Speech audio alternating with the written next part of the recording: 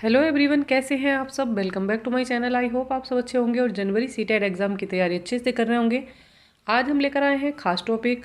ये है RPDW act 2016, rights of persons with disabilities. ये वाला जो टॉपिक है, इससे बहुत सारे क्वेश्चन आपके एग्जाम में बन जाते हैं। और चलिए यहाँ पर बात कर लेते हैं विकलांग व्यक्तियों के अधिकारों की। यहाँ पर दिया हुआ है, चलिए थोड़ा इसका बेसिक जान लेते हैं, फिर इस पर आधारित हम क्वेश्चन का प्रैक्टिस सेट भी सॉल्व करेंगे। बेसिक में दिया हुआ है, संयुक्त राष्ट्र महासभा ने 13 दिसंबर 2006 को विकलांग व्यक्तियों के अधिकारों पर कन्वेंशन को अपनाया। भारत ने 1 अक्टूबर 2007 को कन्वेंशन की पुष्टि की। भारत में कब हुई? 1 अक्टूबर 2007 को। और विकलांग व्यक्तियों के अधिकार अधिनियम 2016 को कन्वेंशन के साथ भारत के कानूनों को संरेखित करने के लिए अधिनियमित किया गया था। तो कब किया गया था? 2016 में किया गया था। इसीलिए इस एक्ट का नाम क्या है? RPDW act. ये है 2016। चलिए देख लेंगे इसमें आगे। और ये लागू कब हुआ? ये लागू हुआ है, RPDWD एक्ट लागू हुआ 19 अप्रैल 2017 को। तो ये कब आया? ये आया 2016 में और लागू हुआ है कब? 19 अप्रैल 2017 को ये लागू हुआ है। इसमें क्या है? इसमें 17 अध्याय हैं और 102 धाराएं इसके अंदर दी हुई हैं। यहाँ पर इसके लास्ट में अंतिम खंड में दिया हुआ है, जो पिछला कानून RPDW अधिनियम के साथ असंगत है, अब वह प्रभाव में नहीं है। अर्थात जो नया नियम RPDWD के एक्ट के तहत आया है वो यहाँ पर लागू है। यहाँ पर कुछ दिए हुए हैं खास पॉइंट, उनको भी देख लेते हैं। यहाँ पर क्या दिया है? समानता और गैर भेदभाव। ऐसे बच्चों के साथ समानता का बर्ताव किया जाए, उनके साथ कोई भेदभाव ना किया जाए, उन्हें समावेशित कक्षा में एजुकेशन दी जाए। ऐसा नहीं है कि जो विकलांग बच्चे हैं, दिव्यांगजन हैं, तो उन्हें अलग कक्षाएं दी जा रही हैं, उन्हें अलग से पढ़ाया जा रहा है। पॉइंट में दिया है विकलांग महिलाएं और बच्चे, तो जो है उनका जीवन कैसा हो? उनका सामुदायिक जीवन हो, सभी के साथ जुड़कर वे अपनी ज़िंदगी को जिएं। उनके साथ ऐसा नहीं है कि उनके लिए अलग से जगह बना दी गई है रहने के लिए, और इसी तरह का व्यवहार बच्चों के साथ कक्षा में भी ना हो। तो ये बातें जो हैं यहाँ पर विकलांग व्यक्तियों के लिए दी गई हैं। क्रूरता और अमानवीय व्यवहार से सुरक्षा उनकी करनी है, उनके साथ कोई क्रूरता वाला व्यवहार ना किया जाए। इस एक्ट में बहुत सारे पॉइंट दिए हैं, जैसे दुर्व्यवहार ना हो, हिंसा और शोषण से सुरक्षा हो, उनकी सुरक्षा होनी चाहिए, सेफ्टी और सिक्योरिटी होनी चाहिए, घर और परिवार उनका अच्छा हो, प्रजनन अधिकार उन्हें है, मतदान में सुगमता उन्हें दी जानी चाहिए, न्याय तक उनकी पहुंच होनी चाहिए। किसी भी व्यक्ति को अगर कोई समस्या है तो वो कोर्ट में जा सकता है, इसका अधिकार भी उनको दिया गया है। यहाँ पर दिया है, समर्थन करने के लिए अधिकारियों का पदनाम होना चाहिए, व्यावसायिक प्रशिक्षण और स्वरोजगार उन्हें उपलब्ध कराए जाने चाहिए, रोजगार में कोई भेदभाव नहीं होना चाहिए, समान अवसर की नीतियाँ उनको मिलनी चाहिए, अभिलेखों का रखरखाव उनके होना चाहिए, और शिकायत निवारण के लिए अधिकारियों की नियुक्ति की जानी चाहिए, जो विकलांग व्यक्तियों की शिकायतों को सुन सके और उनका निवारण कर सके। यहाँ पर जान लेते हैं, कुछ विकलांगताएं भी दी हुई हैं, वो क्या हैं। इस एक्ट में कौन कौन सी विकलांगताओं को लिया गया है? जो शारीरिक अक्षमता है, तो उसमें चलने संबंधी विकलांगताएं आ जाएंगी। जैसे व्यक्ति है जिसको कुष्ठ रोग है, सेरेब्रल पाल्सी एक बीमारी होती है, ये व्यक्ति को है, उसके अंदर बोनापन है, तो ये भी शारीरिक अक्षमता में आएगा। यहाँ पर दिया है मस्कुलर डिस्ट्रॉफी है, एसिड अटैक पीड़िता है, तो ये भी सब कैसे आ जाएंगे? ये व्यक्ति जो है शारीरिक अक्षमता में आते हैं। किसी को दृष्टिहीन है, जिसको देखने में समस्या हो रही है, ये वाले व्यक्ति भी इसमें आएंगे। इसमें क्या क्या आ जाएगा? अंधापन आ जाएगा, या जिसको कम दिखाई देता है, तो वो लोग भी इसके अंतर्गत आते हैं। फिर आ जाता है श्रवण दोष, जो सुन नहीं सकते। इस अधिनियम के अंतर्गत किसको अधिकार मिले हैं? किसको? जैसे कि कोई व्यक्ति सुन नहीं पाता है या सुनने में उसको मुश्किल हो रही है, भाषण और भाषा में विकलांगता है, तो वो व्यक्ति इसके अंतर्गत आते हैं। बौद्धिक विकलांगता वाले व्यक्ति भी इसमें आते हैं, जिसमें विशिष्ट सीखने की अक्षमता होती है, जो सीख नहीं सकते। ऑटिज्म स्पेक्ट्रम डिसऑर्डर है, तो ये वाले व्यक्ति भी इसके अंतर्गत आएंगे। यहाँ पर कुछ मानसिक बीमारियों को भी इसके अंतर्गत रखा गया है। और 4 में दिया है विकलांगता के जो कारण है, वो भी यहाँ पर कोई पुरानी न्यूरोलॉजिकल स्थिति है, तो उसको भी इसमें रखा गया है। मल्टीपल्स स्क्लेरोसिस है, तो उसको रखा गया है। पार्किंसंस रोग हैं, तो उनको भी रखा गया है। और किसी को कोई रक्त विकार है, तो इस तरह की समस्याओं को भी इस एक्ट में अधिकार दिए गए हैं। रक्त संबंधी समस्या क्या हो सकती है? हीमोफीलिया हो सकती है, थैलेसीमिया हो सकती है, सिकल सेल रोग हो सकता है। तो ये सारे रोगों से अगर व्यक्ति पीड़ित है, तो उनके लिए इस एक्ट में अधिकार दिए गए हैं। 5 में आ जाता है, बहिर हो, अंधता हो, सहित क्या है? बहुविकलांगता हो। अंधा हो व्यक्ति, सुन नहीं सकता है, और उसके बॉडी में और भी कोई विकलांगता है, तो इस तरह के व्यक्तियों की कैटेगरी भी इसी के अंतर्गत आती है।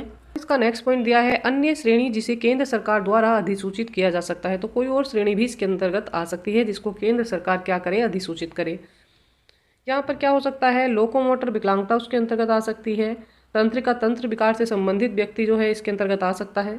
यहाँ पर देख लेते हैं, राइट टू एजुकेशन एक्ट बात किसकी करता है? तो ये बात करता है धारा 89 में एक बार अधिनियम का उल्लंघन करने पर क्या होता है? 10,000 रुपये का जुर्माना होता है और बार बार उल्लंघन करने पर 50,000 रुपये और 5 लाख रुपये तक के जुर्माने का प्रावधान है। धारा 92 में अपमान करने या अपमानित करने के लिए 6 महीने की सजा का प्रावधान है, जो 5 साल तक बढ़ाया जा सकता है।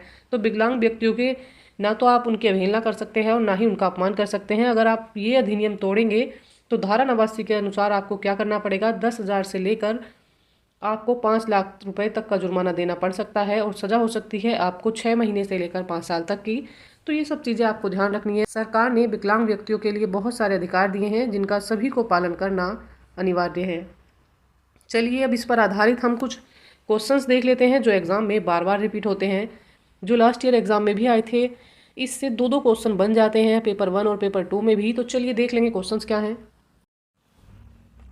यहाँ पर क्वेश्चन नंबर 1 में दिया है, निम्नलिखित में से कौन सी अधिगम अक्षमता सीधे संचार कौशल और समाविष्ट करने की क्षमता को प्रभावित करती है?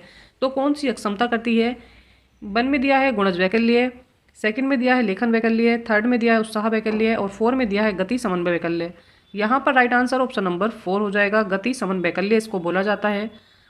ऑप्शन नंबर 4 यहाँ पर करेक्ट हो जाएगा, गति समन्वय वैकल्य इसको बोला जाता है। इसको इंग्लिश में देख लेंगे डिस्फेजिया बोला जाता है और फेज में फंसना हो जाता है। और फंसता कहाँ पर है? वो कम्युनिकेशन सीधे सीधे सही से नहीं कर पा रहा है। तो जब भी बात इस तरह की आती है ये होता है गति समन्वय वैकल्य। ऑप्शन नंबर 4 करेक्ट हो जाएगा। देख लेंगे क्वेश्चन नंबर 2। यहाँ पर क्वेश्चन नंबर 2 में दिया है, निम्नलिखित दिव्यांगजन अधिकार अधिनियम क्या है? तो क्या दिव्यांगजन अधिकार अधिनियम दिया गया है? ऑप्शन नंबर 1 में दिया है दिव्यांगजनों के लिए विशिष्ट शिक्षा की अनिवार्यता, तो ऐसा नहीं कहा गया है। उनको समावेशी शिक्षा के लिए बताया गया है कि ऐसे बच्चों को समावेशी शिक्षा दी जाए। ऑप्शन नंबर 2 में यहाँ पर दिया है दिव्यांगता के आधार पर अधिकारों के उपागमन में भेदभाव किया जाए, तो भेदभाव की भावना नहीं रखनी है। 3rd में दिया है दिव्यांगजनों की शिक्षा के अधिकार से बेदखली की जाए, तो यहाँ पर उन्हें अधिकारों से बेदखली नहीं दी गई है। ऑप्शन नंबर 4 में दिया है जीवन से सभी क्षेत्रों में समानता और गैर भेदभाव की भावना उनके प्रति रखी जाए। यहाँ पर ऑप्शन नंबर जो 4 है ये करेक्ट हो जाएगा। जो बच्चे दिव्यांगजन हैं या जो व्यक्ति दिव्यांगजन है तो उनके प्रति कैसी भावना होनी चाहिए? उनके प्रति समानता की भावना हो और गैर भेदभाव उनके साथ किया जाए, कोई भेदभाव ना हो, इक्वालिटी के साथ उनको देखा जाए। ऑप्शन नंबर जो 4 है ये यहाँ पर करेक्ट हो जाएगा। देख लेंगे क्वेश्चन नंबर नेक्स्ट। नंबर 3 में यहाँ पर दिया है, निम्न में से कौन सा युग्म विद्यार्थी व उनकी पहचान के गुण धर्म का सही मिलान है? तो कौन सा सही मिलान होगा ये देखना है। ऑप्शन नंबर 1 में दिया है सृजनात्मक विद्यार्थी, तो जो सृजनात्मक क्रिएटिव स्टूडेंट होते हैं तो उनकी rigidity in approach to problem solving, उनको समस्या आती है, उनको कठिनाई आती है किसमें? समस्या सोल्व करने में। तो ये यहाँ पर रॉन्ग हो जाएगा। ऐसे बच्चों को कोई समस्या नहीं आती है, वो इजीली क्वेश्चन को सोल्व कर पाते हैं। उनके समस्या समाधान में कठोरता नहीं होती है, लचीलापन होता है। तो ये क्रिएटिव स्टूडेंट की बात हो गई। 2nd में दिया है स्वलीन विद्यार्थी गतिक क्रियाओं का दोहराव करते हैं, तो ये पॉइंट यहाँ पर करेक्ट है। जिन बच्चों को ऑटिज्म होता है वो एक चीज़ को बार बार रिपीट करते रहते हैं, जैसे उन्हें कोई खेल खेलना पसंद है तो बार बार वो सेम खेल खेलते हैं, वो किसी पर ध्यान नहीं देते हुए अपने कार्य में लगे रहते हैं। 3rd में दिया है अधिक कठिनाई वाले विद्यार्थी बेहद कमज़ोर होते हैं, तो उनकी स्मृति जो है वो कमज़ोर होती है, उनके अंदर जो बुद्धि होती है वो कम होती है, तो ये यहाँ पर गलत हो जाएगा। ऐसे बच्चे जो हैं जिनको अधिगम में कठिनाई हो रही है पर उनकी बुद्धि जो है वो कमज़ोर नहीं होती है, उनकी मेमोरी पुअर नहीं होती है। 4 में दिया है दृष्टिबाधित विद्यार्थी सुनने में कठिनाई महसूस करते हैं, तो जो बच्चे देख नहीं सकते उनको सुनने में कठिनाई होती है, ये पॉइंट भी यहाँ पर गलत है। तो सही मिलान क्या हो जाएगा? विद्यार्थी और उनकी पहचान गुणधर्म के आधार पर ऑप्शन नंबर जो 2 है ये यहाँ पर करेक्ट हो जाएगा। यहाँ पर क्वेश्चन नंबर नेक्स्ट में दिया है, एक शिक्षक अपनी कक्षा में दिव्यांग विद्यार्थियों के अधिगम के लिए प्रेरक परिवेश कैसे बना सकती है? तो कैसे परिवेश को प्रेरक कर सकती है? बात हो रही है यहाँ पर शिक्षिका की। ऑप्शन नंबर 1 में दिया है, यह दृढ़ अपेक्षा रखकर व सख्त पाठ्यचर्या का अनुसरण करके। जब बात होती है रिजिडिटी की या रिजिड की तो ये यहाँ पर गलत हो जाएगा। बच्चों के साथ कोई भी सख्त रवैया नहीं रखना है, ये रॉन्ग है, ये निगेटिव कीवर्ड है। 2nd में दिया है बच्चों के परामर्श करे बिना, तो बिना बच्चों के परामर्श के उनके लिए कोई भी निर्णय लेना ये सही नहीं है, ये रॉन्ग हो जाएगा। 3rd में दिया है, यह सुनिश्चित करके कि उनका आकलन मानकीकृत आकलन के तरीकों के द्वारा हो, तो बात मानकीकृत की हो रही है, ये भी यहाँ पर रॉन्ग हो जाएगा। मानकीकृत पाठ्यचर्या नहीं अपनानी है, ना ही आकलन अपनाना है।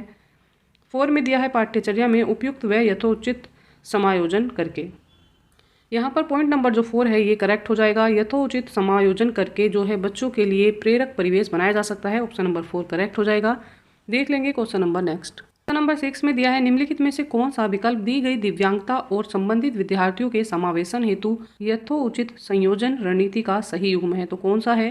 ऑप्शन नंबर 1 में दिया है प्रतिभाशाली, आसान और बहुत ही सरल सामग्री देना। तो जो प्रतिभाशाली बच्चे हैं उनको सरल और बहुत आसान सामग्री देना, तो ये यहाँ पर रॉन्ग हो जाएगा।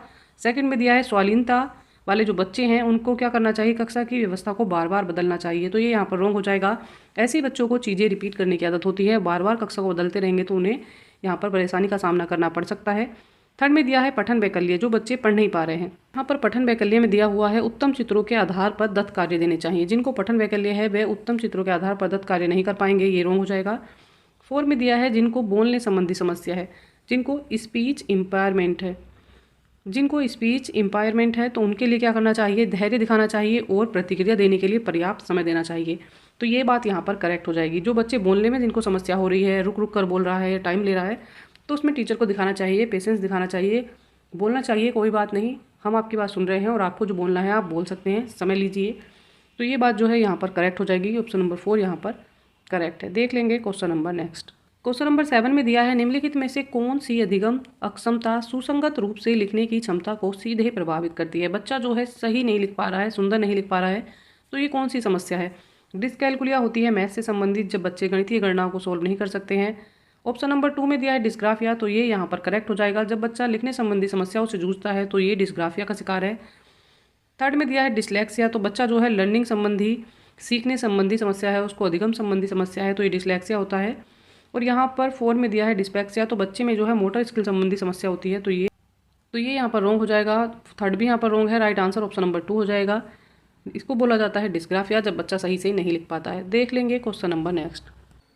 यहाँ पर क्वेश्चन में दिया है अवधान न्यूनता अतिक्रियाशीलता विकार ADHD से जूझते विद्यार्थियों के बारे में निम्न में से क्या सही है।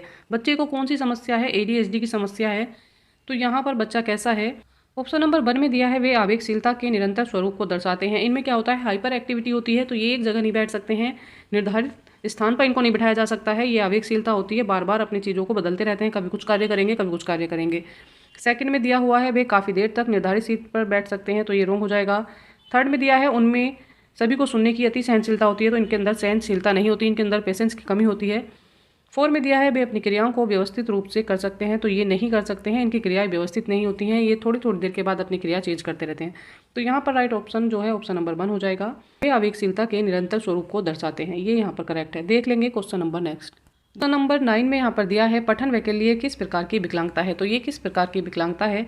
ऑप्शन नंबर 1 में दिया है अधिगम विशिष्ट की है, संवेदी है, व्यवहारात्मक है या गत्यात्मक है, तो बाकी के तीनों ऑप्शन आप कट कर देंगे। यहाँ पर राइट आंसर ऑप्शन नंबर 1 हो जाएगा। इसको बोला जाता है अधिगम विशिष्ट। डिस्लेक्सिया का अर्थ हो जाएगा लर्निंग संबंधी डिसेबिलिटीज, अगर किसी के अंदर है तो वो डिस्लेक्सिया कहलाती है। यहाँ पर ऑप्शन नंबर जो 1 है ये करेक्ट है। देख लेंगे क्वेश्चन नंबर नेक्स्ट। 10 में दिया है निम्नलिखित में से कौन सी मुख्य रूप से सामाजिक अंतःक्रियाओं और संप्रेषण में कठिनाई से संबंधित दिव्यांगता है, तो कौन सी हो जाएगी। अगर बच्चा संप्रेषण नहीं कर पा रहा है, समाज से अंतःक्रिया नहीं कर पा रहा है, तो यहाँ पर राइट आंसर क्या हो जाएगा, यहाँ पर राइट आंसर हो जाएगा ऑप्शन नंबर 2 स्वलीनता। बच्चे को ऑटिज्म है, बच्चा बोल नहीं पा रहा है, समाज से अंतःक्रिया नहीं कर पा रहा है, अलग थलग रहता है, अपने आप में रहना पसंद करता है, तो ये होता है ऑटिज्म। ऑप्शन नंबर जो 2 है ये यहाँ पर करेक्ट हो जाएगा। देख लेंगे क्वेश्चन नंबर नेक्स्ट। यहाँ पर क्वेश्चन में दिया है विषय वस्तु को पढ़ते समय अक्षरों और शब्दों को हटा देना, जोड़ देना और उनमें फेरबदल कर देना निम्न में से किस से सापेक्ष रूप से संबंध रखता है, तो किससे संबंध रखता है। बच्चा क्या कर रहा है, शब्दों को चेंज कर रहा है। यहाँ पर लिखा हुआ है सा और उसने क्या कर दिया है, उसने कर दिया है उसका वाज। यहाँ पर उसने एम का कर दिया है क्या, डब्ल्यू। तो इस तरह के बच्चे के साथ क्या समस्या हो रही है, उसको कौन सी बीमारी है, तो ये आ जाता है किसके अंतर्गत, ये आ जाता है पठन वैकल्य। इसको बोला जाता है यहाँ पर डिस्लेक्सिया। अगर बच्चे को पढ़ने संबंधी कोई समस्या है तो वो इस तरह की चीज़ों को कर सकता है, उनमें कुछ जोड़ सकता है और कुछ संख्या जो है उसमें से घटा सकता है। ऑप्शन नंबर जो 2 है ये यहाँ पर करेक्ट हो जाएगा। देख लेंगे question number next. Question number 12 में दिया है निम्नलिखित में से कौन सी अधिगम आवश्यकता किसी व्यक्ति के संतुलन, शारीरिक निपुणता और हाथ आंख सामंजस्य की क्षमता को प्रभावित करती है। तो बच्चा जो है अपनी गति संबंधी सामंजस्य को नहीं बिठा पा रहा है, सामंजस्य नहीं कर पा रहा है, तो यहाँ पर ऑप्शन नंबर 1 जो है ये रॉन्ग हो जाएगा। ये पठन वैकल्य नहीं है, गुणज वैकल्य भी नहीं है, ना ही ये भाषा वैकल्य के अंतर्गत आता है। यहाँ पर राइट आंसर ऑप्शन नंबर 4 हो जाएगा। ये आएगा गति समन्वय वैकल्य। बच्चा जो है उसमें क्या नहीं कर पा रहा है, गति को नियंत्रित नहीं कर पा रहा है, उसमें समन्वय नहीं बिठा पा रहा है। ऑप्शन नंबर जो 4 है ये यहाँ पर करेक्ट हो जाएगा। इसी के साथ आज की क्लास यहाँ पर कंप्लीट हो जाती है। आई होप क्लास आपके लिए हेल्पफुल रहेगी। अच्छी तैयारी के लिए चैनल के साथ जुड़े रहिएगा। चैनल को लाइक शेयर एंड सब्सक्राइब कीजिएगा।